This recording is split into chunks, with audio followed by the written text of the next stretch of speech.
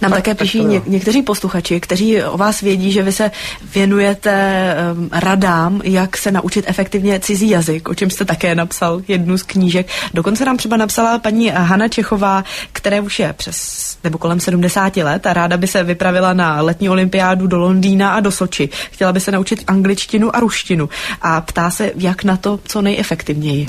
Tak především tady musíme být velice krátcí, rada univerzální je najít si www.gruber.cz a tam si lidé najdou podrobnosti a kontakty a spojí se a budu se jim rád věnovat individuálně, protože to cítím jako celoživotní poslání.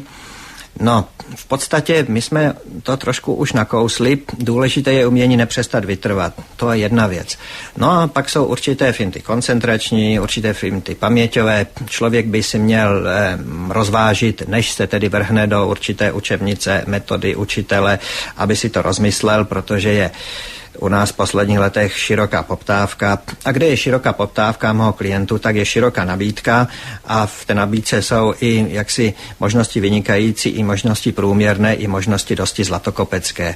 Já bych tu nabídku přirovnal k obchodům na Královské cestě ze Staroměstského náměstí na Hrad. Tam je turistů tolik, že si v podstatě každý ten prodavač může vybírat.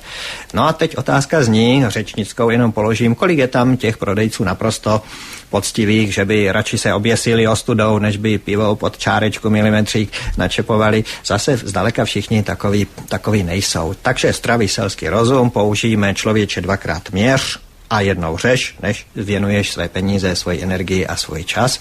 A dodal bych v obecné rovině, zájemce by měl směřovat ani ne k tomu, kdo se nese na momentální módní vlně, že tohle to je kšeft, ale raději k někomu, kdo má ty zkušenosti i z doby, kdy se všichni smáli, kde pak nějaká angličtina, kdo to bude v životě potřebovat, to je blbost, že byli si strašně jistí, když mi to takhle říkali.